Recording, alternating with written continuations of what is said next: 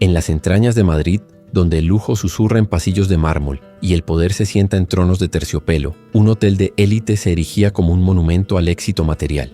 Dentro de sus salones dorados, una cumbre internacional de negocios estaba en pleno apogeo, un ballet silencioso de figuras influyentes.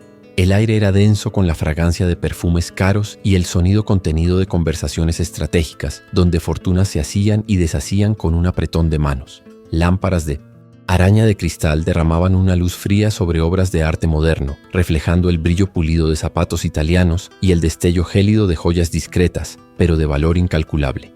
Era un mundo herméticamente cerrado, un ecosistema de riqueza que se autosostenía y se celebraba con una formalidad casi sofocante, indiferente a la ciudad que pulsaba afuera.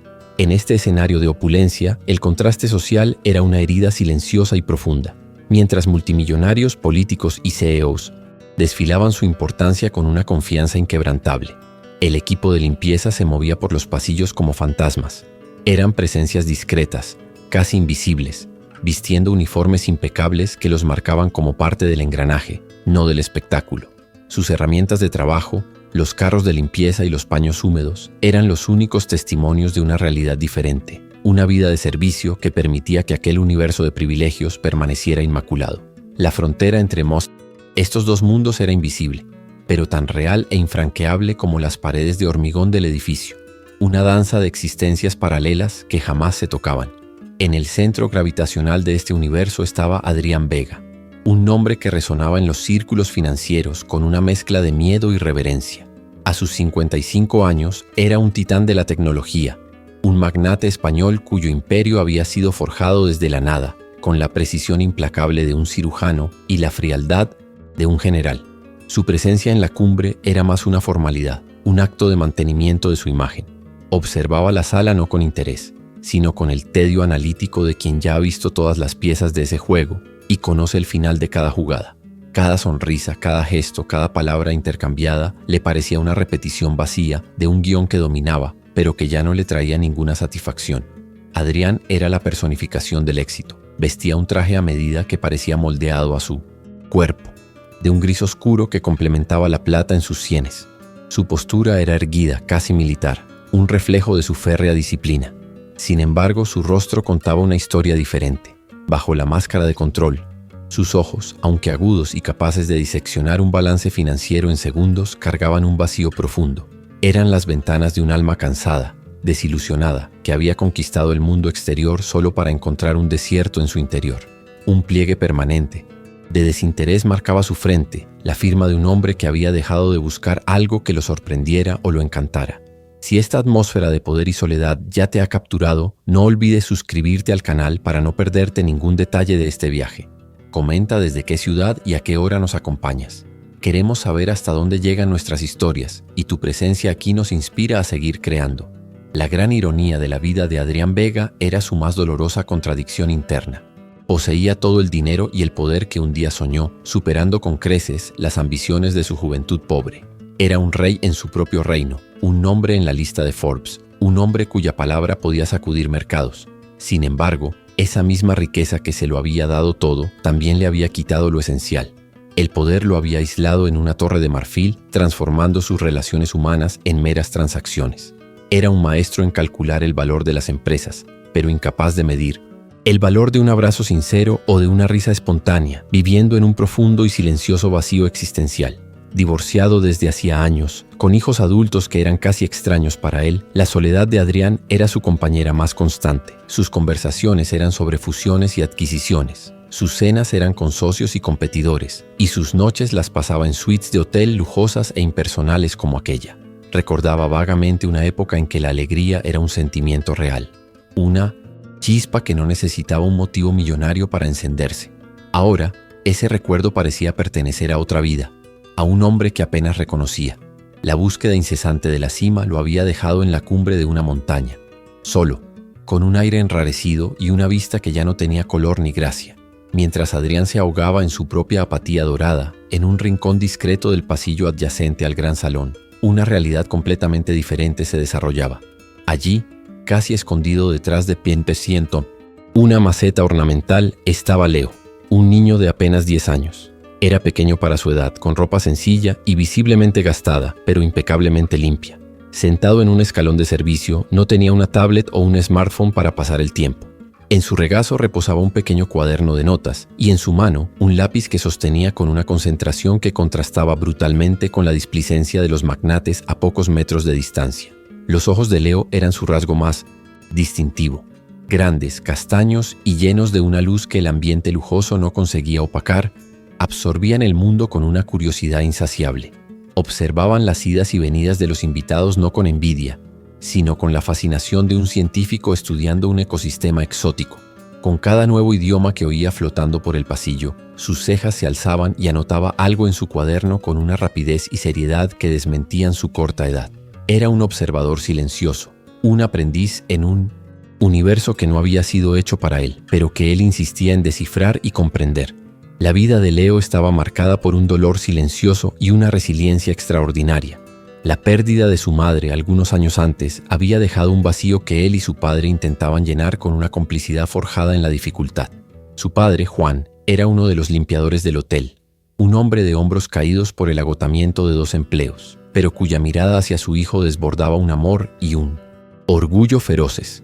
Para Juan, cada mancha eliminada del suelo de mármol era un paso para asegurar que el futuro de Leo fuera más brillante que su presente. El niño pasaba muchas horas en aquellos rincones del hotel, esperando a que su padre terminara su turno, transformando la espera en una oportunidad de estudio autodidacta. A pesar de las privaciones, la esperanza en Leo era una llama obstinada. Era un niño extraordinariamente inteligente y optimista, que había encontrado en los escombros de las dificultades la materia prima para sus sueños. Su mayor deseo no era tener los juguetes caros que veía en los escaparates, sino algo mucho más abstracto y profundo. Soñaba con ser diplomático.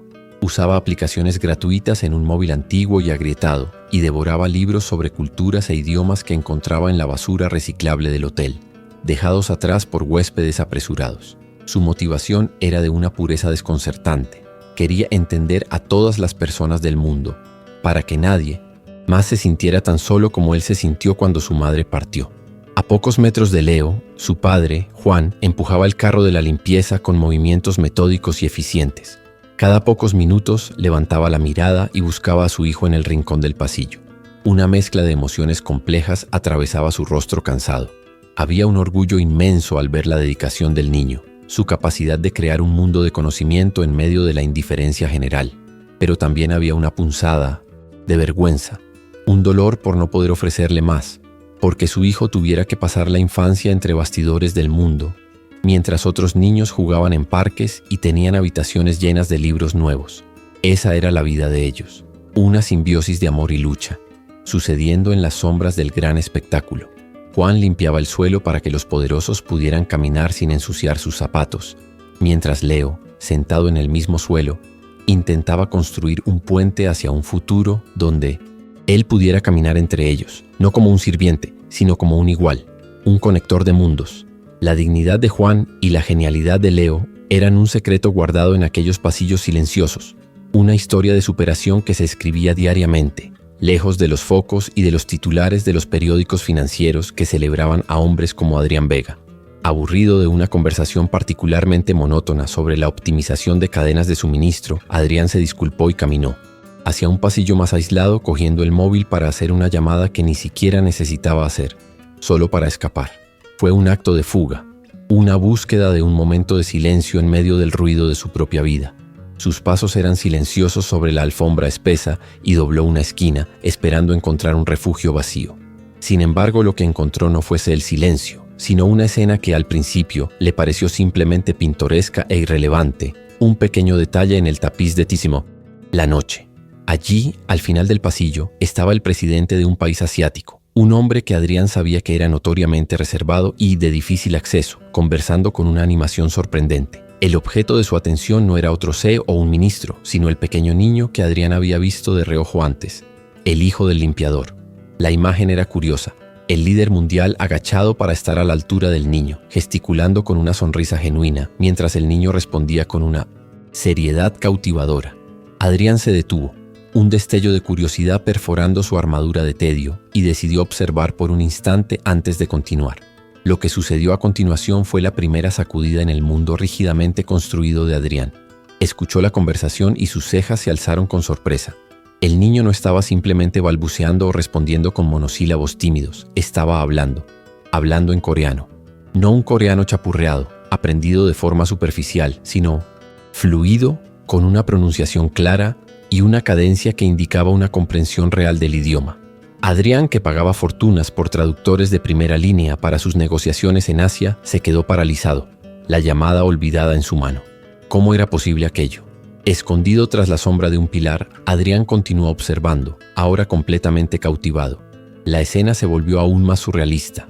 Tras la cálida despedida del presidente coreano, una pareja de diplomáticos alemanes pasó y Leo los saludó con un Guten Abend perfecto, intercambiando algunas frases que hicieron sonreír a la mujer con admiración. Poco después, un empresario francés se detuvo para preguntar una dirección, y el niño respondió en un francés impecable, tan natural como su lengua nativa. Con cada interacción, Adrián sentía un nuevo shock, una nueva ola de incredulidad. Aquello no era un truco de fiesta, era un prodigio desplegándose ante sus ojos. El golpe final llegó cuando un asistente de un conglomerado chino se acercó, y Leo, sin dudarlo, comenzó a conversar en mandarín, sus tonos precisos y su fluidez dejando al hombre visiblemente impresionado. Y durante todo este espectáculo lingüístico, a pocos metros de distancia, Juan continuaba su trabajo, limpiando el suelo, lanzando miradas que eran una mezcla compleja de inmenso orgullo y una dolorosa timidez, como si temiera que la atención sobre su hijo pudiera, de alguna manera, romper el encanto o traer problemas. En ese instante, la realidad de Adrián Vega se hizo añicos. La ruptura emocional fue inmediata y abrumadora. Ya no veía a un niño pobre, veía un talento puro, una pasión incandescente, una fuerza de la naturaleza que el dinero, su Dios y su herramienta jamás podría comprar o replicar. Adrián permaneció inmóvil en la penumbra del pilar, el peso de su smartphone olvidado en su mano. La llamada que segundos antes parecía un pretexto urgente, ahora era un eco lejano de un mundo que súbitamente había perdido su solidez. La proeza lingüística de Leo no solo había sido impresionante, había sido una reconfiguración sísmica de la realidad de Adrián. Él, un hombre que medía el valor del mundo en cotizaciones de bolsa y cuotas de mercado, acababa de presenciar algo inestimable. La pureza de un talento que brotaba en las condiciones más áridas, como una flor rara naciendo en una grieta de hormigón. Era una fuerza de la naturaleza que se burlaba de sus balances y de sus proyecciones de ganancias, un poder que su fortuna jamás podría invocar. Un calor inusual subió por su rostro, una sensación que tardó en identificar como vergüenza. Vergüenza de su propia apatía, de su tedio crónico en medio de un lujo que tantos deseaban. Vergüenza por haber mirado a ese niño antes y no haber visto nada más que un obstáculo insignificante, parte del mobiliario humano que componía el escenario de su vida. Él, que se enorgullecía de su visión para identificar oportunidades, había estado ciego ante el tesoro más evidente que jamás se había cruzado en su camino. Aquel niño, con su ropa gastada y su cuaderno raído, poseía una riqueza que hacía que el imperio de Adrián pareciera una pila de arena dorada, brillante, pero estéril y sin vida. La admiración que sentía era tan intensa que llegaba a doler. Comparó las interacciones genuinas y sonrientes de Leo con los diplomáticos con sus propias conversaciones en la cumbre. Intercambios calculados, apretones de manos que eran en realidad mediciones de poder, sonrisas que eran máscaras para estrategias. Leo construía puentes con palabras, conectándose instantáneamente con la humanidad del otro. Adrián, por otro lado, había pasado la vida construyendo muros, fortificando su castillo de soledad con cada nuevo millón añadido a su cuenta. La ironía era aplastante. El hijo del limpiador era el verdadero diplomático en esa sala, mientras que el magnate global era solo un exiliado en su propio reino.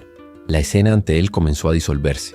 Los diplomáticos se fueron, y el pasillo volvió a su silencio pulido.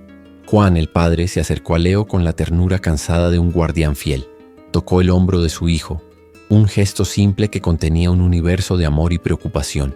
Susurró algo, y el niño guardó su cuaderno y su lápiz con el cuidado de quien maneja joyas preciosas. Se estaban preparando para irse, para desaparecer de nuevo en su vida invisible, llevándose consigo aquel brillo extraordinario. Y Adrián sintió un pánico súbito, una urgencia que no sentía desde hacía décadas. Si los dejaba ir, la puerta a ese nuevo sentimiento, a esa chispa de vida, se cerraría para siempre. La inercia de toda una vida lo tiraba hacia atrás. El camino más fácil era darse la vuelta, subirse a su coche con chofer, volver a su suite presidencial y olvidar lo que había visto, clasificándolo como una anomalía curiosa. Sus socios, sus hijos, su mundo entero esperaban que actuara con la lógica fría de siempre. Acercarse a aquellas dos figuras humildes era cruzar una frontera social que él mismo había ayudado a solidificar. Era un acto que no encajaba en ninguna de sus hojas de cálculo, una inversión sin retorno financiero aparente. Sería ilógico, sería sentimental, sería, a los ojos de su círculo, una debilidad. Pero la imagen del rostro de Leo, iluminado por la pasión de conectarse con otro ser humano, se superpuso a todos sus cálculos. En ese momento, Adrián Vega, el tiburón de los negocios, tomó la decisión más impulsiva y humana de su vida, adulta.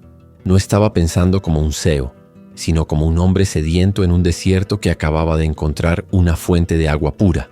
Dio un paso fuera de la sombra del pilar, y el sonido de sus zapatos caros sobre el mármol de repente pareció fuerte e intrusivo. Su traje impecable, que siempre había sido su armadura, ahora parecía un disfraz pesado e inadecuado para lo que estaba a punto de hacer. Caminó hacia Juan y Leo, que ya se daban la vuelta hacia el pasillo de servicio. Su corazón, un órgano que trataba con la misma distancia clínica que sus otras posesiones, latía con una fuerza desconocida. «Disculpen», dijo, y su propia voz sonó extraña a sus oídos. No era la voz de mando que usaba para dirigir reuniones de consejo, sino algo más vacilante, más crudo. Juan se giró y su rostro inmediatamente asumió una máscara de alarma y sumisión. Reconoció a Adrián, por supuesto. Todos en ese hotel sabían quién era. El instinto de un hombre acostumbrado a ser invisible era esperar problemas. Juan instintivamente jaló a Leo para ponerlo detrás de él, un gesto protector que perforó el corazón de Adrián con aún más fuerza. El magnate levantó las manos en un gesto apaciguador, algo que nunca había hecho antes. «Por favor, no se asusten», dijo, suavizando el tono. «Solo vi a su hijo conversando con los invitados». Hizo una pausa buscando las palabras correctas, palabras que no sonaran como una acusación. «Su hijo es extraordinario». La frase salió con una sinceridad tan desnuda que lo sorprendió a él mismo. Era la verdad más simple y profunda que había dicho en muchos años. Los ojos de Juan parpadearon, confundidos. Pasó de la defensiva a una desconfianza cautelosa. El mundo de los ricos nunca se acercaba al suyo sin un motivo oculto, generalmente uno que terminaba mal para él. «Leo no estaba molestando, señor. Es un buen niño, solo estaba...» Adrián lo interrumpió gentilmente. «No, en absoluto. No estaba molestando. Yo estaba admirado». La palabra admirado flotó en el aire entre ellos, tan fuera de lugar en ese contexto de poder y servidumbre que pareció crear una nueva realidad momentánea. Adrián se agachó ligeramente, intentando encontrar la mirada de Leo, que espiaba por detrás de la pierna de su padre. «¿Cómo aprendiste todos esos idiomas, campeón?» Leo, viendo la amabilidad en los ojos del hombre rico, dio un tímido paso adelante. «En internet, señor. Y con libros que encuentro». La simplicidad de la respuesta era desconcertante. No había tutores caros, ni escuelas de élite. Solo curiosidad y chatarra. Adrián sintió otro nudo formarse en su garganta. Se volvió hacia Juan, que observaba la interacción con una emoción que ya no podía esconder. Era el orgullo de un padre, una fuerza tan poderosa que trascendía el miedo y la diferencia de clases. Viendo esa apertura, Adrián hizo la pregunta que realmente importaba, la pregunta que lo había impulsado a salir de las sombras. «¿Cuál es su sueño?», preguntó Adrián directamente a Sol Tosh. «Juan, con un talento como ese, ¿qué quiere ser?». La pregunta era íntima, personal, y rompía todos los protocolos de su vida. Juan miró a su hijo con un amor infinito, y luego de vuelta a Adrián, y por primera vez vio no a un magnate, sino solo a un hombre curioso, quizás un hombre triste. La sinceridad en el rostro de Adrián lo desarmó. «Él no quiere ser rico, señor», dijo Juan con una voz baja y humilde. «Él dice que quiere ser diplomático. Solo quiere entender a todas las personas del mundo, para que nadie se sienta solo».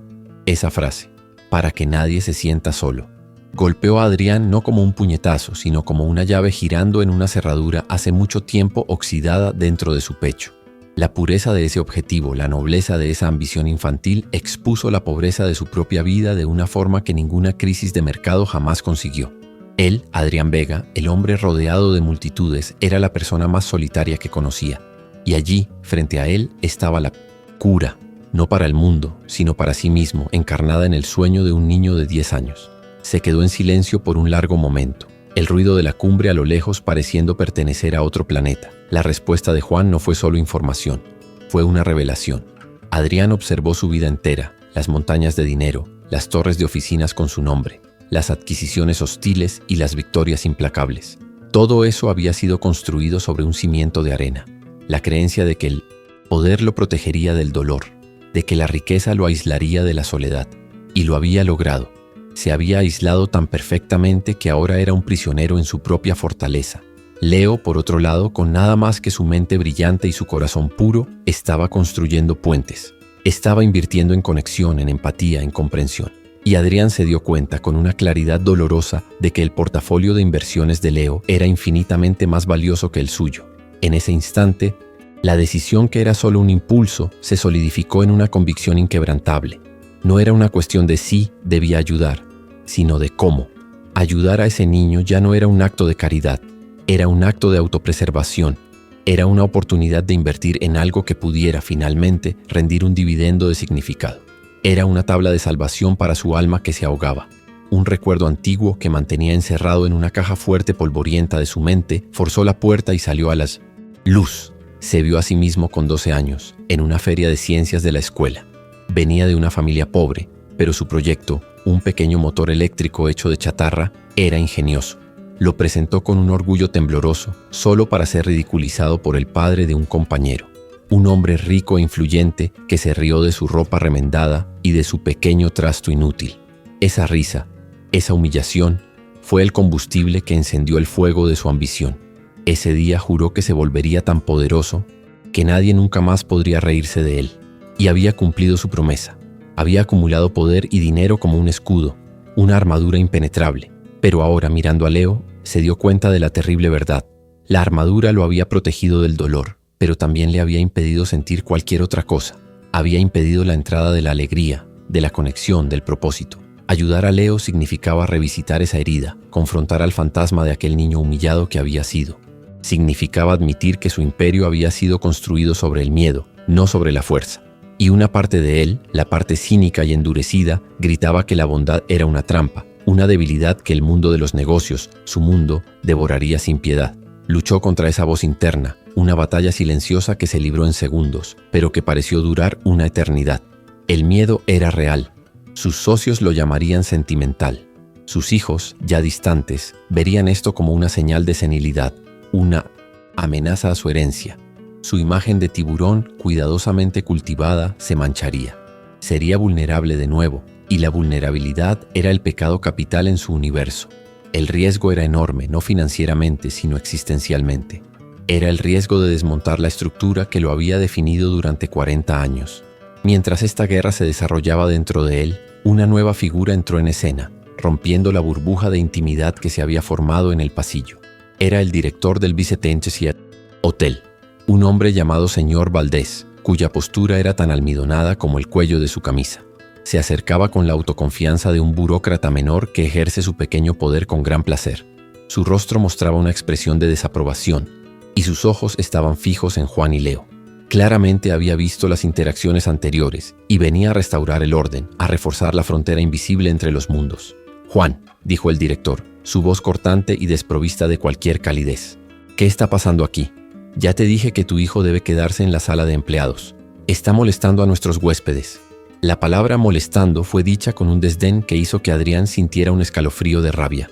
Era el mismo desdén que había sufrido décadas atrás. El rostro de Juan palideció y tartamudeó una disculpa, jalando a Leo aún más cerca, como si pudiera hacerlo desaparecer. «No, señor Valdés, no estaba. Fue un malentendido. Le pido disculpas».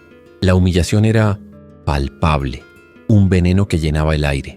Leo miró al suelo, sus pequeños hombros encorvándose bajo el peso de la reprimenda. El brillo en sus ojos, que minutos antes había iluminado el pasillo, ahora estaba casi extinto. Y Adrián vio allí, en tiempo real, el momento exacto en que el mundo intenta aplastar un espíritu extraordinario. Vio el veneno de la humillación tratando de infectar a una nueva generación. Y la batalla dentro de él terminó. El miedo se disipó, reemplazado por una furia fría y una claridad absoluta. No permitiría que la historia se repitiera. No frente a él. No con este niño. Adrián se enderezó, adoptando toda su estatura. El aura de poder que normalmente usaba como una herramienta de negocios ahora era empuñada como un arma de protección. Dio un paso adelante, colocándose sutilmente entre el director y la pequeña familia. No levantó la voz. No lo necesitaba. No hubo ningún malentendido, señor Valdés, dijo Adrián, su tono bajo y gélido, pero cargado de un peso que hizo que el director se detuviera en seco. El niño no estaba molestando a nadie. De hecho, estaba prestando un servicio inestimable a varios de mis colegas. El director parpadeó sorprendido. Su mente luchaba por procesar la escena. El todopoderoso Adrián Vega defendiendo a un limpiador y a su hijo. Señor Vega, yo no sabía que usted estaba involucrado. Solo estaba tratando de garantizar la comodidad de nuestros huéspedes. Adrián lo cortó con una mirada que normalmente reservaba para negociaciones de miles de millones de dólares, una mirada que podía congelar la sangre en las venas. La comodidad de sus huéspedes, continuó Adrián, con una calma amenazante, está perfectamente asegurada. De hecho, el talento de este joven es uno de los pocos aspectos genuinamente impresionantes de este evento. El cambio en la dinámica fue instantáneo y total. El poder real acababa de manifestarse, y el poder fabricado del director del hotel se evaporó como humo. Adrián continuó, su mirada nunca abandonando la del hombre almidonado. Cualquier interacción que este niño Leo tenga con cualquier persona en este hotel, a partir de ahora, es de mi entera responsabilidad. Él es mi invitado personal. La declaración fue como un decreto real. La palabra invitado redefinió el estatus de Leo en ese universo, elevándolo de una molestia a un protegido, bajo la égida del hombre más poderoso de la sala. El señor Valdés abrió la boca para hablar, pero no salió ningún sonido. Solo asintió con la cabeza, una marioneta a la que le habían cortado los hilos. Murmuró un sí, señor. Por supuesto, señor Vega. Y retrocedió, su rostro una máscara de confusión y miedo. Se dio la vuelta y prácticamente huyó por el pasillo, dejando atrás un silencio cargado de nuevas posibilidades. La amenaza inmediata había sido neutralizada, no con gritos, sino con la aplicación precisa y letal de la influencia. Adrián entonces se volvió hacia Juan y Leo. La furia en sus ojos dio paso a una expresión de seguridad y promesa. Juan lo miraba, boquiabierto, la gratitud y la incredulidad luchando por la supremacía en su rostro. Nunca en su vida había imaginado que alguien del mundo de Adrián se preocuparía, y mucho menos intervendría, para defenderlos. Era como si un dios hubiera descendido del Olimpo para ahuyentar a un demonio menor. El orden natural de su mundo había sido puesto patas arriba. Leo, por su parte, levantó la mirada del suelo. La llama en sus ojos, que casi se había apagado, volvió a brillar, ahora con una nueva luz. No miraba a Adrián con miedo o admiración servil, sino con una comprensión que iba más allá de su edad. Vio lo que Adrián había hecho, vio la protección, el escudo que el hombre poderoso había creado a su alrededor y el de su padre. En ese momento se forjó una nueva conexión, no a través de un idioma extranjero, sino a través de un acto de valentía y bondad que trascendía todas las barreras. Adrián esbozó una pequeña sonrisa, la primera sonrisa genuina que aparecía en su rostro en años. Parecía un músculo que no había usado en mucho tiempo. Nadie volverá a molestarlos, dijo suavemente. Eso se lo prometo. La promesa no era grandiosa, no involucraba millones de euros ni contratos extravagantes. Era una promesa simple pero fundamental. La promesa de seguridad, de dignidad. Para Juan y Leo valía más que todo el oro del mundo. Y para Adrián era el primer ladrillo en la construcción de un nuevo legado. El magnate sacó una tarjeta de visita de su bolsillo. No era su tarjeta de negocios principal, sino una personal, con su número directo. Se la entregó a Juan, quien la tomó con manos temblorosas, como si fuera una reliquia sagrada. Me gustaría hablar más con ustedes. Sobre el futuro de Leo, dijo Adrián. Por favor, llámenme mañana. Podemos reunirnos en un lugar más tranquilo. Lo que vi hoy no puede ser desperdiciado. La oferta era clara, directa y llena de un propósito que ahora parecía innegociable. Juan asintió, incapaz de formular palabras. Las lágrimas brotaron de sus ojos, lágrimas de alivio, de gratitud, de una esperanza tan abrumadora que era casi dolorosa. Sostuvo la mano de Leo con fuerza, como para anclarse en medio de la tormenta de emociones. El pasillo del hotel de lujo, antes un símbolo de su exclusión, se había convertido en el escenario de un milagro inesperado, el punto de inflexión en sus vidas. Adrián los miró a los dos, al padre exhausto y al hijo prodigio, y sintió una paz que el dinero nunca le había proporcionado. Había salvado a Leo de la humillación del director, pero en un nivel mucho más profundo sentía que Leo y su sueño lo estaban salvando a él de una vida de desesperación silenciosa. El conflicto externo inmediato se había resuelto, pero sabía que los verdaderos desafíos apenas comenzaban. La lucha contra su propio cinismo y contra la resistencia de su mundo sería mucho más difícil, pero por primera vez sentía que tenía una razón para luchar.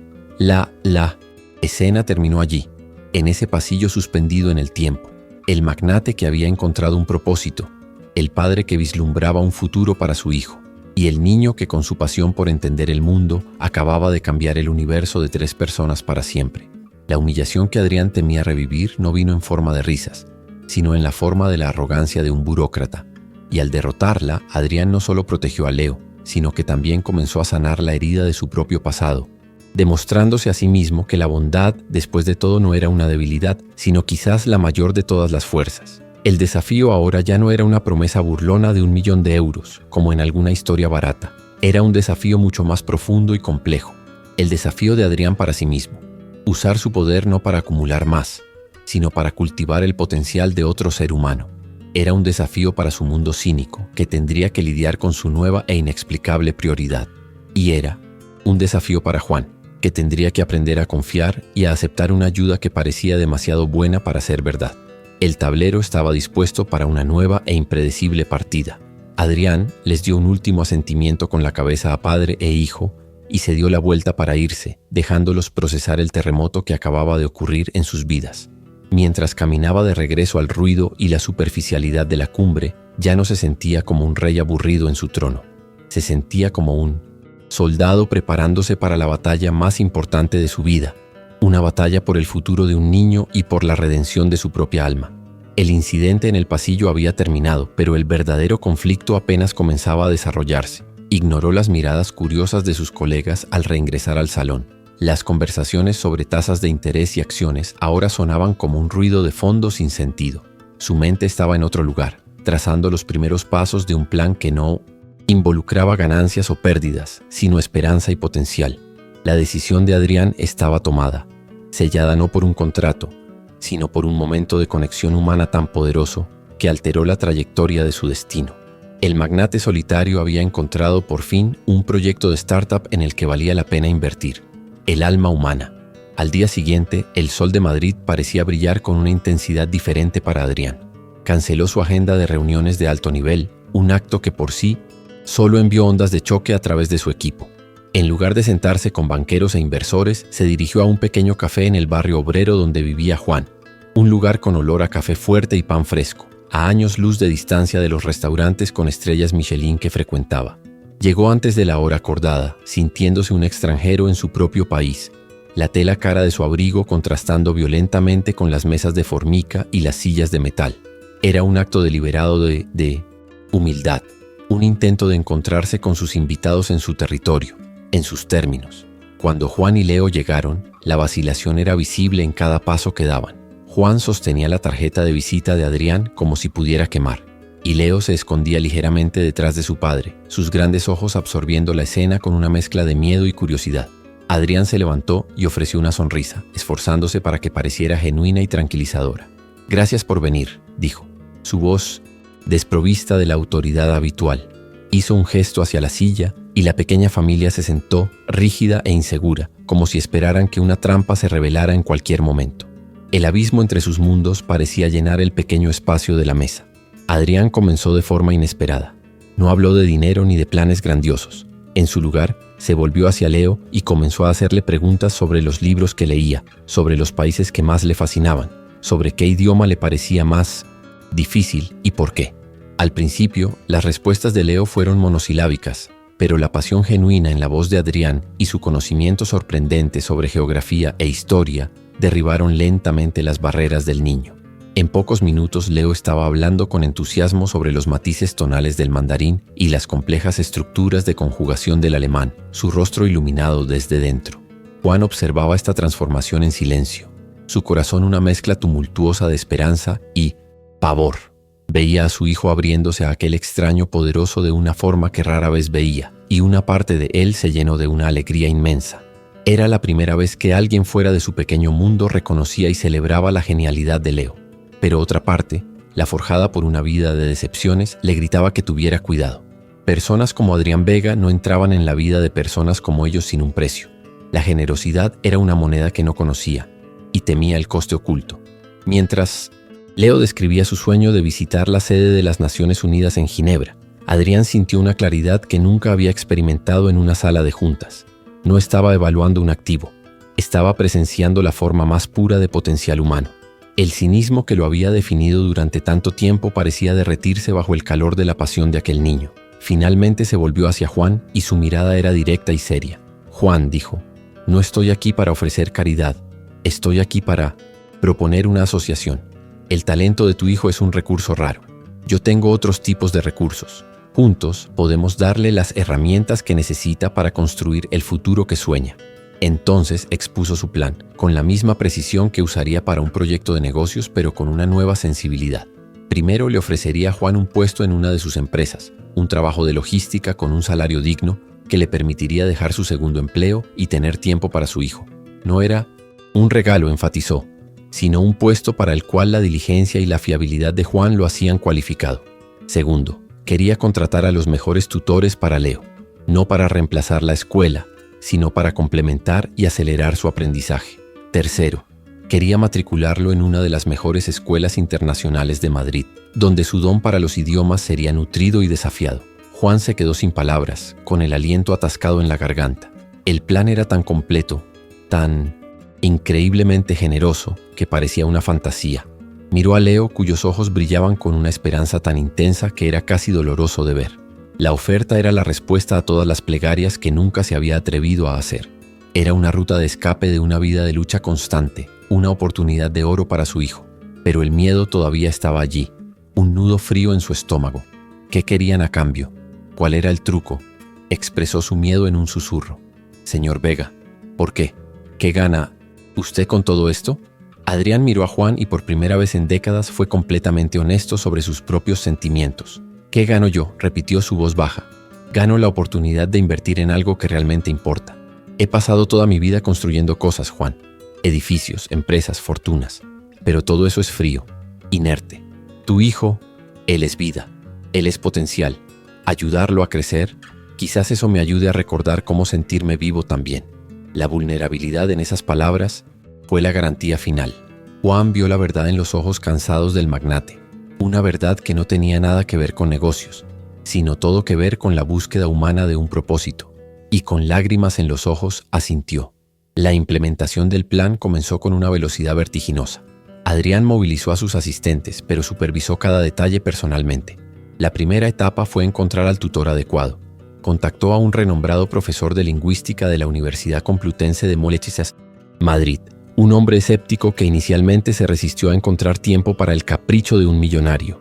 Adrián insistió, ofreciéndose a pagar el doble de su tarifa habitual por solo una hora de evaluación. El profesor, el doctor Ramírez, aceptó a regañadientes, esperando encontrar a un niño mimado con un talento mediocre. El encuentro tuvo lugar en la biblioteca privada de Adrián, un santuario silencioso con paredes forradas de libros. Leo entró, pequeño y tímido, aferrado a su cuaderno. El doctor Ramírez comenzó la evaluación con una actitud condescendiente, haciendo preguntas básicas en inglés y francés. Leo respondió con perfección. El profesor frunció el ceño y aumentó la dificultad, cambiando al alemán, probando estructuras gramaticales complejas. Leo navegó por ellas con una facilidad desconcertante. Intrigado, Ramírez pasó al italiano, luego al ruso, un idioma que él mismo estaba estudiando. Leo no solo respondió, sino que corrigió sutilmente la pronunciación de una palabra del profesor. El escepticismo en el rostro del doctor Ramírez se derritió, siendo reemplazado por un asombro absoluto. Cogió un libro de poesía coreana de la estantería y le pidió a Leo que leyera un fragmento. La musicalidad y la comprensión emocional con la que Leo leyó el poema dejaron al académico boquiabierto. Al final de la hora, el profesor se volvió hacia Adrián, con los ojos desorbitados. «Señor Vega», dijo, su voz llena de admiración, «esto no es talento, esto es un fenómeno. Este niño no aprende idiomas, los absorbe, los habita. Ser su tutor no sería un trabajo, sería un privilegio». La siguiente etapa fue la nueva escuela.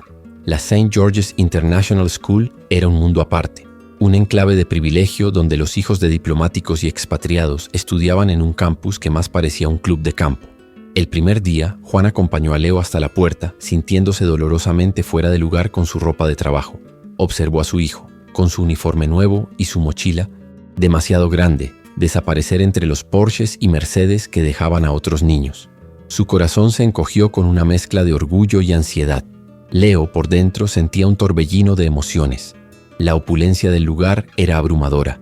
Los pasillos eran anchos y silenciosos, y los otros alumnos parecían moverse con una confianza que él nunca había conocido. Se sentía como un impostor, un secreto que estaba a punto de ser descubierto. En su primera clase de estudios sociales, la profesora preguntó si alguien sabía cuál era la principal exportación de Malasia. Las manos se levantaron con vacilación. Leo, que había leído sobre el sudeste asiático en un almanaque encontrado, levantó la mano tímidamente y respondió no solo con el producto, sino también con los nombres de los principales puertos y los desafíos logísticos de la región. La sala quedó en silencio, y la profesora lo miró con un nuevo respeto. Su genio era su puente. Rápidamente superó la barrera social, no intentando ser como los otros, sino siendo innegablemente él mismo. En las clases de idiomas se convirtió en el recurso secreto de sus compañeros. En la biblioteca devoraba libros de historia y política que la mayoría de los alumnos evitaban. No era popular en el sentido tradicional, era callado y observador, pero se ganó un tipo diferente de respeto, el respeto a regañadientes que la excelencia exige. Era la anomalía, el niño pobre con una mente de $1.000.000 navegando en un océano de riqueza con la brújula de su propia dignidad. Adrián seguía su progreso a distancia, recibiendo informes entusiastas de los tutores y de la escuela. Por primera vez en mucho tiempo sentía una chispa de alegría genuina. Encontraba excusas para llamar a Juan por la noche, solo para escuchar las historias de Leo sobre lo que había aprendido ese día. Una amistad improbable comenzó a formarse entre el magnate y el limpiador, unida por su amor y admiración compartidos por el niño. Adrián estaba construyendo algo finalmente, algo vivo. Sin embargo, el mundo de Adrián comenzó a reaccionar. El cambio en su comportamiento no pasó desapercibido. Estaba menos centrado en las reuniones, más distraído. Dejaba la oficina más temprano. Sus socios, hombres tan pragmáticos e implacables como él solía ser, comenzaron a cuchichear en los rincones de la sala del consejo.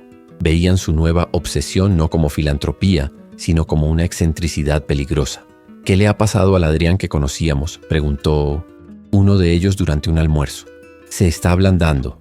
Este proyecto con el hijo del limpiador lo está distrayendo. Los susurros eran venenosos, llenos de cinismo.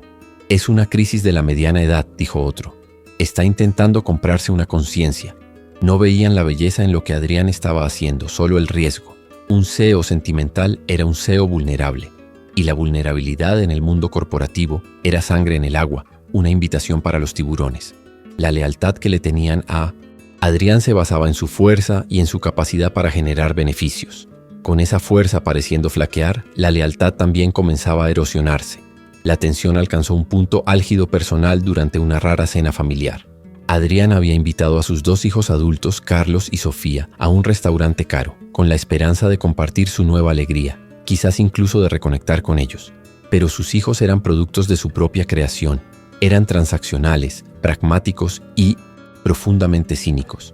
Veían el mundo a través de la misma lente de poder y dinero que él les había enseñado a usar. No esperaron ni al postre para lanzar el ataque. «Papá, ¿qué está pasando?», comenzó Carlos, el mayor, con una brusquedad que reflejaba la de Adrián en sus peores días.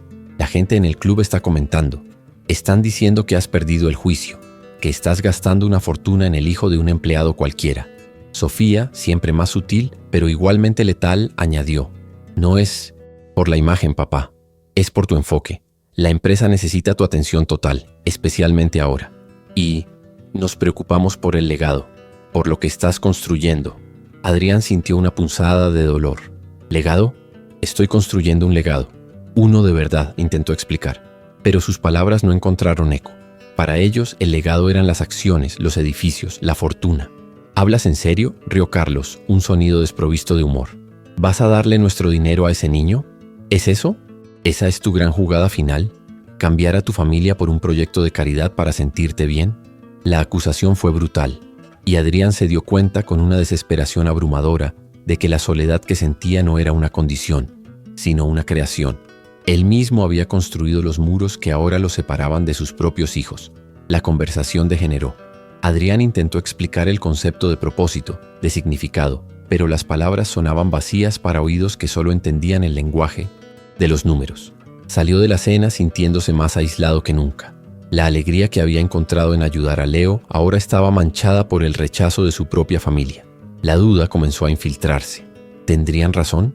¿Estaría siendo un tonto sentimental, cambiando el respeto de su mundo por un sentimiento fugaz? La tensión se estaba convirtiendo en un peso abrumador. Mientras tanto, Juan enfrentaba su propia batalla. Al principio, el alivio y la alegría eran todo lo que sentía. Pero el mundo de la St. George's International School era un campo minado social para él. Cuando iba a recoger a Leo, sentía las miradas de los otros padres, las madres impecablemente vestidas y los padres en sus trajes caros. Los oía susurrar cuando pasaba. Es el padre de ese niño becado, decían la palabra becado, cargada de un peso que la separaba de la caridad y la acercaba a la lástima. Se sentía pequeño, inadecuado, un intruso. También comenzó a notar un cambio en Leo. El niño estaba aprendiendo cosas que él no podía entender, usando palabras que no conocía. Había una nueva confianza en Leo, lo cual era maravilloso, pero también una distancia sutil que asustaba a Juan. Temía que su hijo estuviera siendo llevado a un mundo donde él, su padre, ya no podría alcanzarlo. El miedo de que Leo perdiera su humildad, de que olvidara sus orígenes y la simplicidad de su sueño original comenzó a atormentarlo. El punto de ruptura para Juan llegó durante una fiesta de cumpleaños de un compañero de clase a la que Leo fue invitado. Era en una mansión extravagante, con ponis y un mago. Juan dejó a Leo en la puerta y al salir escuchó a una de las madres decirle a otra: «Es increíble lo que Adrián Vega está haciendo por ese pobrecito. ¿Pero crees que realmente encaja aquí? Es como intentar hacer que un gorrión cante en una jaula de oro». La metáfora, dicha con una falsa compasión, fue como un cuchillo en el corazón de Juan. Esa noche el miedo de Juan se transformó en pánico. Estaba exponiendo a su hijo a ese juicio, a esa humillación sutil. Lo estaba metiendo en una jaula dorada donde nunca sería verdaderamente aceptado, solo tolerado como el proyecto mascota de un hombre rico. Estaba permitiendo que el mundo de Adrián transformara a su hijo en una curiosidad, un pobrecito. La pureza del sueño de Leo estaba siendo corrompida por la complejidad y el veneno de las clases sociales. El dolor y el miedo superaron a la gratitud. Al mismo tiempo, en el mundo de Adrián, la tensión con sus socios estaba llegando al clímax.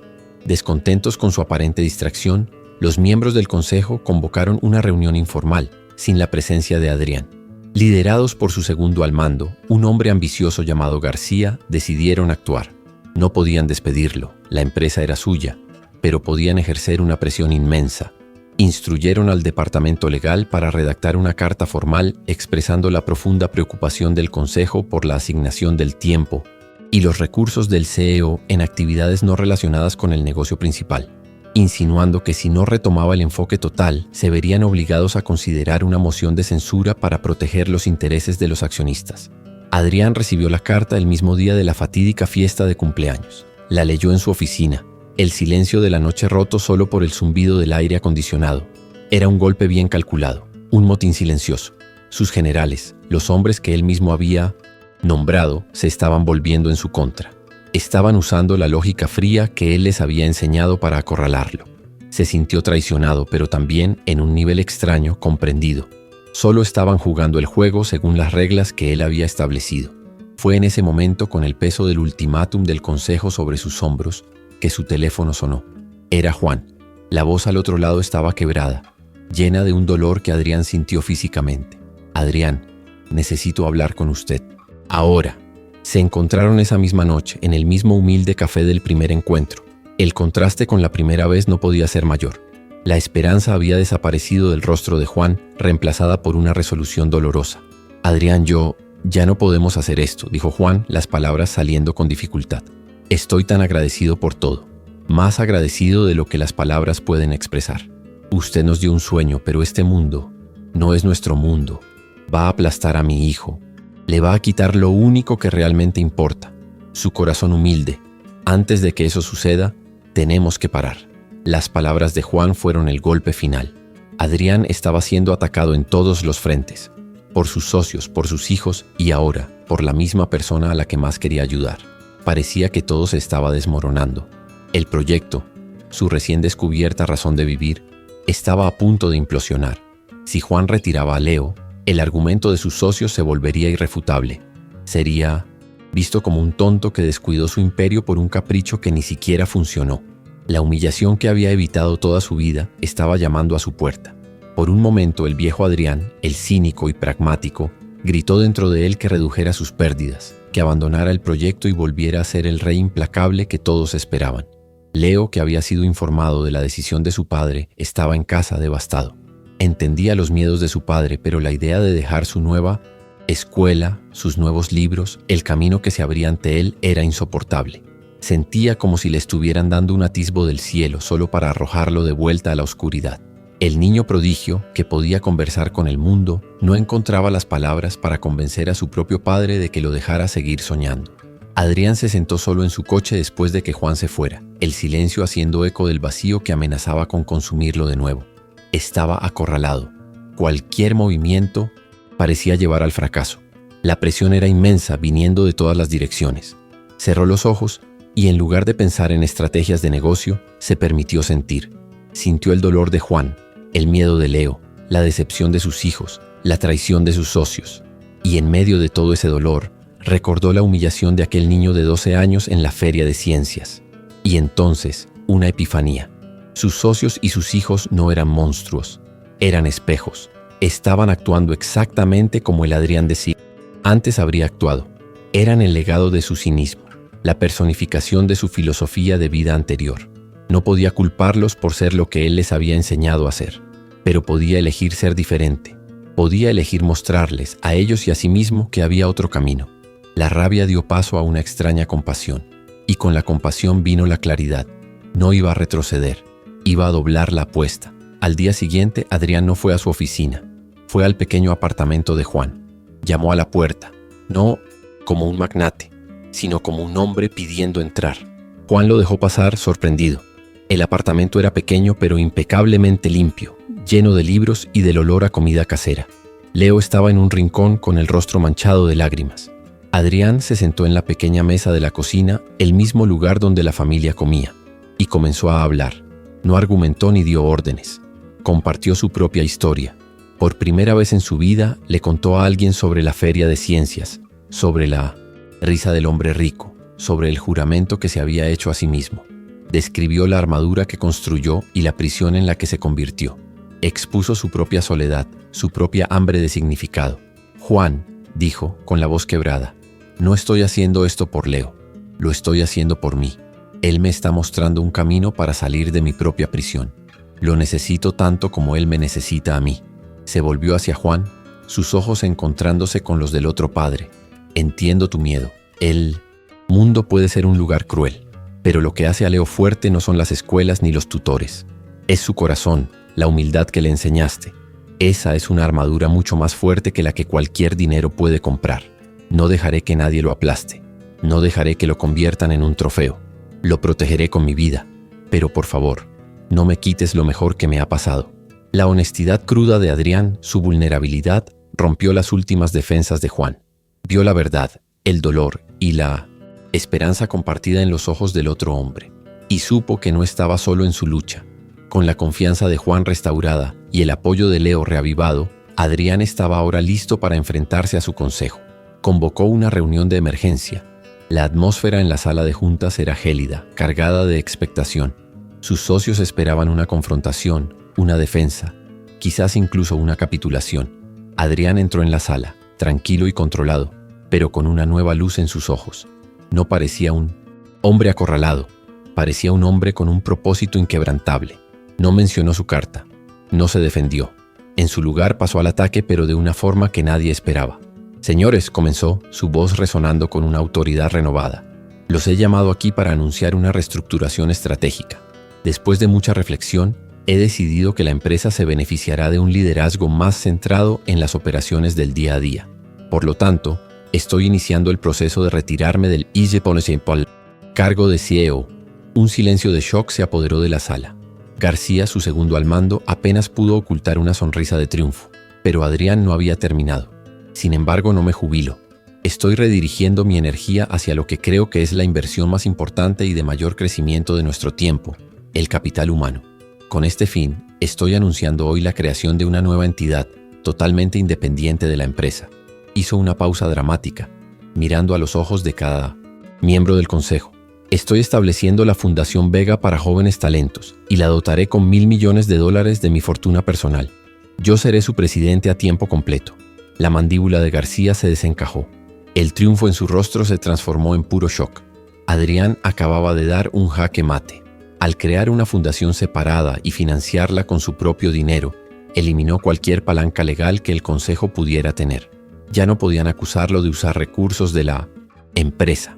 Había transformado lo que llamaban un capricho en la misión de una de las mayores fundaciones filantrópicas del país. No solo escapó de su trampa, la usó para construir un escenario aún más grande para su nueva pasión. La fundación, continuó Adrián, con un brillo en los ojos, tendrá la misión de encontrar, nutrir y empoderar a jóvenes extraordinarios de orígenes desfavorecidos en todo el mundo. Su primer becario, el joven que inspiró todo esto, es un prodigio llamado Leo. Miró directamente a García. Espero que la empresa, bajo un nuevo liderazgo, considere una asociación con la fundación en el futuro. Después de todo, invertir en talentos como Leo no solo es bueno para el alma, es la estrategia de negocio más inteligente que existe.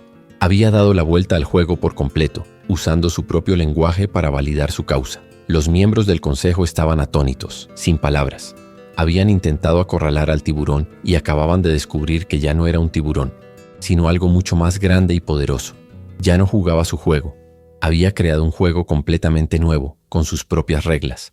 La tensión en la sala se disipó, reemplazada por un respeto a regañadientes y una admiración impactada. Adrián Vega se había reinventado ante sus ojos. Más tarde esa semana, Adrián, Juan y Leo estaban sentados en la oficina temporal de la nueva fundación. Esparcidos sobre la mesa estaban los documentos legales, los estatutos, la misión. El nombre de Leo estaba allí, impreso en papel de alta calidad, como el becario inaugural e inspirador. La tormenta había pasado. Se enfrentaron a la resistencia del mundo, a las dudas internas y al miedo, y salieron del otro lado no solo ilesos, sino más fuertes y más unidos que nunca. Juan miró a Adrián, ya no con miedo o vacilación, sino con una profunda e inquebrantable confianza. Ahora veía que la fuerza de Adrián no residía en su dinero, sino en su convicción. Leo miraba los documentos, sus ojos trazando las palabras, construyendo puentes a través de la comunicación, que él mismo había ayudado a elegir como lema de la fundación. Su sueño ya no era solo suyo, se había convertido en la misión de algo mucho más grande. Adrián se sentó observándolos a los dos y sintió una sensación de paz. El obstáculo que había parecido insuperable se había convertido en el catalizador de la jugada más grande y significativa de su vida. Había superado la resistencia no luchando contra ella, sino trascendiéndola. El camino ahora estaba despejado, no solo para la educación de Leo, sino para la educación de innumerables otros. La acción había sido tomada, la tensión había sido superada. Ahora era el momento de presentar al mundo el verdadero poder de un sueño. El escenario estaba preparado para el clímax. El lanzamiento de la Fundación Vega fue programado para el Salón Real del hotel más prestigioso de Madrid, un espacio que hacía que el lugar de la cumbre de negocios pareciera modesto. Candelabros que más parecían constelaciones de diamantes colgaban de un techo con frescos, derramando una luz dorada sobre una multitud selecta. Pero la atmósfera, a pesar de toda la opulencia, no era de celebración, era de curiosidad morbosa. La élite empresarial y la prensa de toda Europa habían acudido no necesariamente para apoyar, sino para presenciar lo que muchos consideraban el acto final en la excéntrica caída de Adrián Vega. El murmullo era de escepticismo, las conversaciones veladas cuestionaban la cordura del anfitrión. En una mesa prominente se sentaban los antiguos miembros del consejo de Adrián, ahora liderados por el nuevo CEO García. Había un aura de presunción pulida a su alrededor. Observaban el evento con el distanciamiento de quien asiste a un desastre inevitable, sus expresiones una mezcla de lástima y autocomplacencia. Se habían liberado de la sentimentalidad de Adrián y ahora estaban allí para ver su tesis probada, que el corazón no tiene lugar en las altas finanzas. Para ellos, esa noche era la confirmación de que habían tomado la decisión correcta al acorralar a su antiguo mentor, protegiendo a la empresa de su locura. En un rincón más oscuro del salón, como si quisieran fundirse con las sombras, estaban Carlos y Sofía. Los hijos de Adrián apenas tocaban sus platos. La vergüenza era una capa pesada sobre sus hombros. Cada saludo que recibían, cada mirada de lástima de conocidos, era como un pequeño corte. Veían el evento no como el inicio de un nuevo legado, sino como el funeral público de la reputación de su padre. Estaban allí por obligación, contando los minutos para poder escapar de aquel espectáculo de, en su visión, humillación autoinfligida, orquestada por el hombre que un día les había enseñado que la imagen lo era todo. Entre bastidores, Juan y Leo observaban a la multitud a través de una rendija en la cortina. Juan ajustaba el pequeño nudo de la corbata de Leo por 10ª vez, sus manos temblando ligeramente. El tamaño y la formalidad del evento eran abrumadores. Sentía el peso de cientos de miradas escépticas, aunque no pudieran verlo. «Recuerda lo que dijo Adrián», susurró Juan a su hijo, más para tranquilizarse a sí mismo que a Leo. «Solo di tu verdad. Eso es todo lo que tienes que hacer». Leo asintió, su rostro tranquilo, pero sus grandes ojos absorbiendo la magnitud del momento. No tenía miedo, pero sentía la electricidad de la expectación en el aire. Finalmente las luces se atenuaron y un foco encontró el podio. Adrián Vega caminó hacia el centro del escenario. Un silencio educado pero frío cayó sobre el salón. Pero el hombre que estaba bajo la luz no era el mismo que los presentes conocían. La rigidez de hierro en su postura se había suavizado, reemplazada por una calma y una fuerza que venían de dentro. No había arrogancia en su semblante, solo una serenidad resuelta. Miró a la multitud, no como un rey a sus súbditos, sino como un hombre listo para hacer una confesión. Comenzó a hablar, y su voz, transmitida por los altavoces, no era la del ejecutivo implacable, era la voz de un peregrino. «Buenas noches. La mayoría de ustedes me conoce por lo que he construido. Empresas, fortunas, un nombre en el mundo de los negocios». Hizo una pausa, dejando que las palabras flotaran. «Esta noche estoy aquí para hablar sobre la bancarrota. No una bancarrota financiera, sino una que es mucho más devastadora. Una bancarrota de propósito». Un murmullo recorrió la sala. Aquello no era el discurso corporativo que esperaban.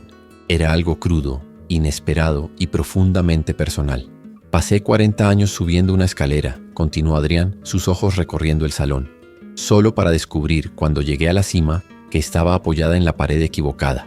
Perseguí el éxito creyendo que se medía en ceros en mi cuenta bancaria y en el tamaño de mi imperio. Y lo alcancé. Pero la cima era un lugar frío y desoladoramente vacío». Hablaba con una honestidad tan brutal que la incomodidad en la audiencia era palpable. Estaba desmantelando públicamente el mito de Adrián Vega, la persona que él mismo había tardado toda una vida en construir. Habló de la soledad en medio de la multitud, del silencio en suites de lujo, de darse cuenta de que sus relaciones se habían convertido en transacciones. No había autocompasión en su tono, solo la constatación clara de un hombre que se había mirado en el espejo y no le había gustado lo que vio. «Creí que el poder era un escudo, pero descubrí que era una jaula, y yo estaba muriendo lentamente dentro de ella». En ese momento dejó de ser un magnate para la audiencia y se convirtió en solo un hombre, vulnerable y falible, compartiendo una verdad universal. Tras preparar el terreno con su confesión, comenzó a hablar sobre la fundación, sobre la idea de invertir en potencial humano. Y entonces, en un gesto de aparente buena voluntad, dijo: «Pero el pasado y el futuro están conectados. La empresa que construí continúa bajo un nuevo y capaz liderazgo. Me gustaría invitar al escenario al nuevo CEO, mi colega García, para que comparta unas palabras». García subió al escenario con su sonrisa confiada y pulida. Vio aquello como su oportunidad de solidificar su posición, de mostrar a todos la diferencia entre el viejo Adrián, sentimental, y el nuevo líder, enfocado y pragmático. García elogió a Adrián por sus años de servicio y su nuevo y noble proyecto de jubilación, las palabras elegidas con una precisión quirúrgica para rebajar la fundación a un mero hobby. «La empresa», dijo García, su voz resonando con confianza, «continuará honrando el legado de Adrián, enfocándose implacablemente en aquello que nos hizo grandes: eficiencia, crecimiento y, sobre todo, la maximización del valor para nuestros accionistas». Era una declaración pública de divorcio ideológico. Estaba trazando una línea en la arena entre la pasión de Adrián y los negocios serios. Para remachar su argumento, García se volvió hacia la audiencia con un aire profesoral. «En un mundo de recursos finitos y demandas infinitas, la pregunta que nosotros, como líderes, debemos hacernos siempre es: ¿cómo medimos el verdadero retorno de una inversión? Especialmente», añadió con una mirada sutil hacia Adrián, «una inversión del corazón». El desafío estaba lanzado. La pregunta retórica flotaba en el aire, envenenando la atmósfera con el cinismo del pragmatismo. Era una jugada maestra para desacreditar públicamente la nueva andadura de Adrián. Adrián sonrió, una sonrisa tranquila, casi divertida, que tomó a García por sorpresa. «Una pregunta brillante, García, y merece una respuesta, pero en lugar de palabras, permítame ofrecer una demostración práctica del retorno sobre este tipo de inversión». Se volvió hacia las cortinas. «Me gustaría llamar al escenario al becario inaugural y la inspiración detrás de la Fundación Vega.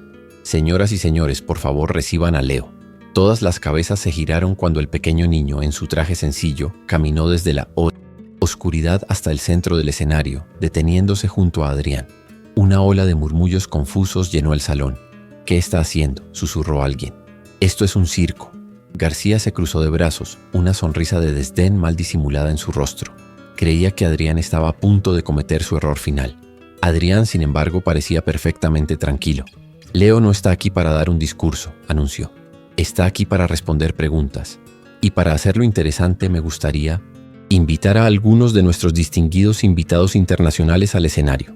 Llamó a 3 personas por su nombre: la señora Tanaka, una renombrada ejecutiva de tecnología de Tokio; el señor Volkov, el agregado cultural de la embajada rusa, conocido por ser un intelectual formidable; y el jeque Al-Fahim, un influyente inversor saudí. Sorprendidos pero intrigados, subieron al escenario, uniéndose a Adrián y Leo. La tensión en la sala era tan espesa que se podía cortar. ¿Qué demonios estaba pasando? Adrián se dirigió a la señora Tanaka. «Señora Tanaka, sé que es usted una experta en ética de la inteligencia artificial. ¿Podría, por favor, en su lengua nativa, hacerle a Leo una pregunta sobre cómo podemos asegurar que la tecnología futura sirva para unir a la humanidad, en lugar de dividirla?» La mujer miró a Leo escéptica, pero hizo la pregunta en un japonés rápido y complejo. El salón estaba en silencio absoluto, observando. Leo escuchó atentamente, con la cabeza ligeramente inclinada, sus ojos fijos en el rostro de la mujer. Cuando ella terminó, hizo una pequeña reverencia y comenzó a responder, en japonés, no solo fluido, sino con los niveles de cortesía y respeto incrustados en la propia gramática del idioma. Habló sobre la importancia de programar algoritmos con valores humanistas universales, citando un concepto filosófico japonés de wa, armonía, como principio rector. La señora Tanaka se quedó boquiabierta, su escepticismo derritiéndose en puro asombro. Antes de que la audiencia pudiera recuperarse, Adrián se volvió hacia el señor Volkov. «Señor Volkov, como estudioso de la literatura, ¿qué papel cree que la diplomacia cultural puede desempeñar en la reducción de las tensiones globales?» El ruso, con un brillo desafiante en los ojos, hizo la pregunta en ruso, su lenguaje rico y melódico. Leo escuchó y luego respondió, también en un ruso impecable. Argumentó que las historias compartidas son más poderosas que las sanciones económicas y, para ilustrar su punto, citó una línea conmovedora de un poema de Pushkin sobre la hermandad del alma humana. Volkov quedó visiblemente emocionado, asintiendo lentamente con un profundo respeto. La atmósfera en el salón había cambiado. El escepticismo había sido reemplazado por una incredulidad impactada. Los murmullos habían cesado por completo. Cada persona en la sala estaba hipnotizada, atrapada en la escena surrealista que se desarrollaba en el escenario. Adrián entonces hizo un gesto hacia el jeque Al-Fahim. «Excelencia, usted ha dedicado su vida a construir puentes económicos. En su opinión, ¿cuál es el papel de la educación en la disminución de la desigualdad entre las naciones?» La pregunta fue hecha en un árabe clásico y sonoro. Leo, sin perder el ritmo, respondió en el mismo dialecto, su pronunciación perfecta. Habló sobre cómo la educación no es solo el llenado de un recipiente, sino el encendido de una llama, usando una metáfora poética común en la cultura árabe. Argumentó que invertir en la mente de un niño en un país es invertir en la prosperidad de todos los países. El jeque no dijo nada, solo miró a Leo y luego a Adrián, con una expresión de admiración tan profunda que era casi reverencial. Dio un paso adelante y estrechó la mano del niño. Fue entonces cuando el silencio se rompió, no con aplausos, todavía no, sino con el sonido colectivo de cientos de personas respirando al mismo tiempo, como si hubieran contenido la respiración durante toda la demostración. El único otro sonido era el clic frenético de las cámaras de los fotógrafos, que finalmente se dieron cuenta de que no estaban cubriendo la caída de un titán, sino el nacimiento de una leyenda. El espectáculo había sido tan abrumador, tan innegable, que dejó a todos sin palabras. La cámara imaginaria de nuestro narrador ahora se cierra sobre el rostro de García. La sonrisa de desdén, la presunción, la confianza, todo se había evaporado. Su rostro estaba pálido, sus labios ligeramente entreabiertos. No solo estaba en shock, parecía devastado. En un instante comprendió la magnitud colosal de su error de cálculo. Había apostado contra Adrián y había perdido de una forma tan espectacular que su propia carrera podría no recuperarse. No solo había subestimado a un niño, había subestimado el poder de un propósito verdadero, y esa epifanía lo dejó en ruinas. La cámara luego se mueve hacia Carlos y Sofía. La vergüenza en sus rostros había desaparecido, reemplazada por una máscara de puro shock. Miraban al escenario, al niño que habían despreciado, y luego a su padre que había orquestado todo aquello. Por primera vez, la armadura de cinismo que llevaban, una armadura que su padre les había dado, comenzó a desagrietarse. En ese momento no vieron a un viejo tonto, sino a un visionario. Y bajo el shock, un nuevo sentimiento comenzó a brotar. Algo que no sentían desde hacía mucho tiempo. Un atisbo de orgullo. Los periodistas en la sala estaban en un frenesí. Llenaban sus cuadernos, enviaban mensajes a las redacciones. Olviden la historia original, decían. Tenemos algo mucho más grande. Reconocieron lo que tenían ante ellos. No una historia sobre negocios, sino una historia sobre la humanidad. Una historia que estaría en la primera página, no de la sección de economía, sino en la portada de periódicos y revistas de todo el mundo. Era una historia de esperanza, de talento y de redención. Finalmente, cuando la onda de choque comenzó a disminuir, un periodista de un gran periódico internacional logró levantarse y hacer la primera pregunta. Su voz estaba llena de admiración. Señor Vega, eso fue increíble, verdaderamente increíble. Pero la pregunta del señor García todavía flota en el aire, quizás de una forma diferente ahora. Después de mostrarnos este milagro, ¿qué es lo que usted, Adrián Vega, personalmente, qué es lo que realmente gana con todo esto? Todos los ojos se volvieron hacia Adrián. No respondió de inmediato. Puso una mano gentil en el hombro de Leo como para anclarse. Sus ojos, que antes estaban vacíos, ahora brillaban con una humedad que nadie jamás había visto. No miró al periodista que había hecho la pregunta. En su lugar, su mirada se encontró con la de sus hijos, Carlos y Sofía, en la multitud. Y con una voz que se quebró por la emoción, pero que resonó en todo el salón, dio su respuesta. «Estoy invirtiendo», comenzó. Su voz un susurro cargado de toda una vida de arrepentimiento y una eternidad de esperanza recién descubierta. «Estoy invirtiendo en lo único que mi dinero, que todo mi dinero, nunca jamás pudo comprar». Hizo una pausa, el silencio del salón era absoluto, sagrado. Un propósito. La palabra simple, dicha con una vulnerabilidad tan completa, golpeó a la audiencia con la fuerza de una ola. Fue la respuesta final, la pieza que faltaba, la verdad que ataba toda la noche. En ese momento los aplausos comenzaron. No un aplauso educado, sino una ovación estruendosa. Una ola de sonido y emoción que llenó el salón. Una liberación colectiva de admiración, respeto e inspiración. La gente estaba de pie, muchos con lágrimas en los ojos, aplaudiendo no al magnate, sino al hombre. ¿Te está gustando esta historia? Deja tu like y suscríbete al canal. Ahora continuamos con el video. Cuando la ovación finalmente disminuyó, transformándose en un zumbido de conversaciones animadas y llenas de admiración, el escenario fue invadido. Pero esta vez no eran ejecutivos cínicos ni periodistas en 1600 busca de un escándalo. Eran personas con los ojos brillantes, diplomáticos, artistas y académicos, todos queriendo estrechar la mano de Adrián y especialmente la del joven Leo. Adrián protegió al niño del torbellino, pero aceptó los saludos con una gracia humilde que nadie jamás había asociado con él. Vio a García, su antiguo rival, acercarse, con el rostro pálido y la arrogancia completamente despojada. Adrián, tartamudeó García. Yo estaba equivocado. Lo que has hecho aquí esta noche es visionario. Adrián solo asintió sin triunfo, ofreciendo un perdón silencioso que fue más poderoso que cualquier reprimenda. En medio de la multitud, dos figuras se abrieron paso vacilantemente. Eran Carlos y Sofía.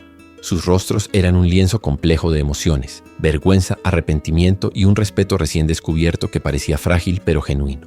«Papá», dijo Carlos, su voz desprovista de la habitual aspereza, «nosotros no teníamos ni idea». Sofía, con los ojos rojos, simplemente añadió, «Estamos orgullosos de ti, de verdad». No era una disculpa grandiosa, pero era un comienzo. Era la primera vez que se conectaban con su padre, no a través del prisma de su poder o dinero, sino a través de su humanidad.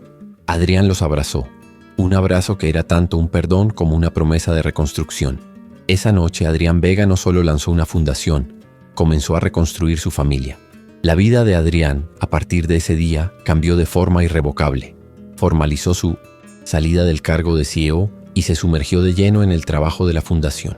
Su antiguo despacho en la cima del rascacielos corporativo fue cambiado por un espacio más modesto, pero vibrante, lleno de mapas, libros y fotos de los niños que la fundación comenzaba a apoyar. El hombre que antes encontraba satisfacción en adquisiciones hostiles, ahora encontraba una alegría profunda en aprobar una beca para una joven música o en asegurar recursos para un pequeño genio de las matemáticas de una aldea remota. Cambió el poder de controlar por el poder de nutrir. Se convirtió en un mentor no solo para Leo, sino para decenas de otros. Pasaba sus tardes no en teleconferencias sobre márgenes de beneficio, sino ayudando a niños con sus deberes, escuchando sus sueños y compartiendo su propia historia como una advertencia y una esperanza. Su risa se volvió más frecuente. Las líneas de cansancio en su rostro fueron suavizadas por una serenidad genuina. Aprendió que la verdadera riqueza no estaba en su cartera de acciones, sino en las vidas que ahora tenía el privilegio de tocar.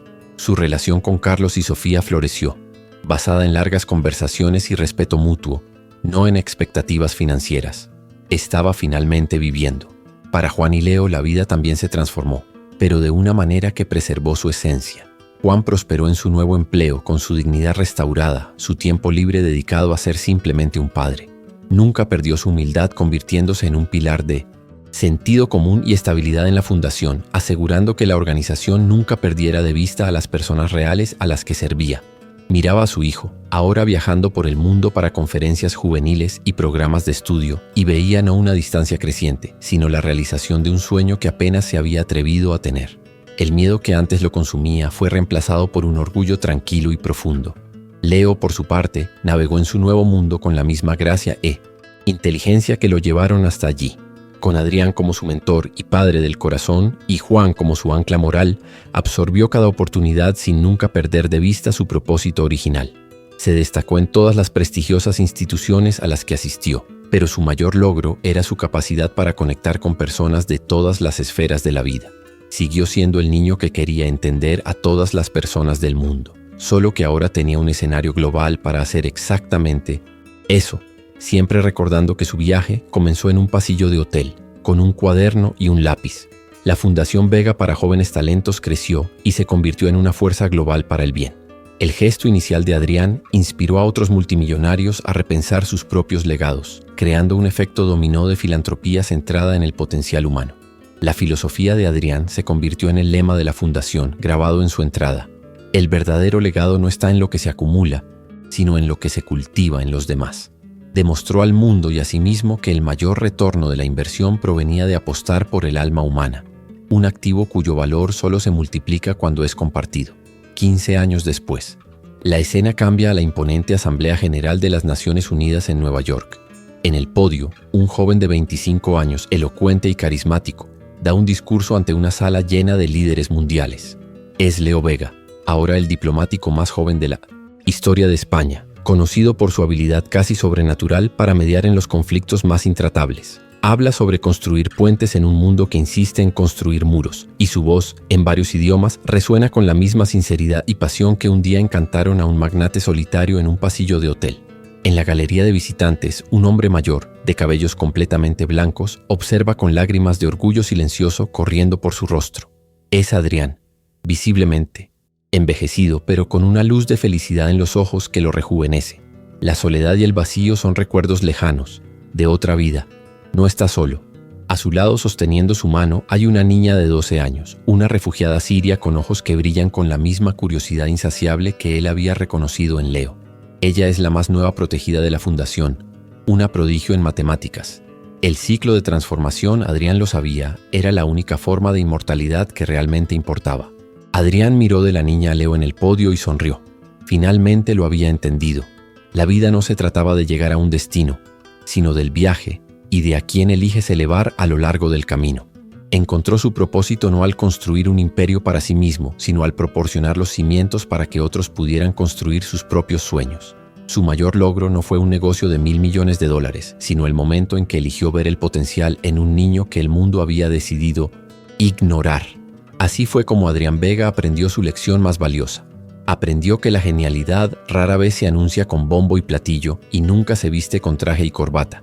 Se puede encontrar en los lugares más humildes, en los corazones más puros, esperando solo una oportunidad a que alguien crea en ella.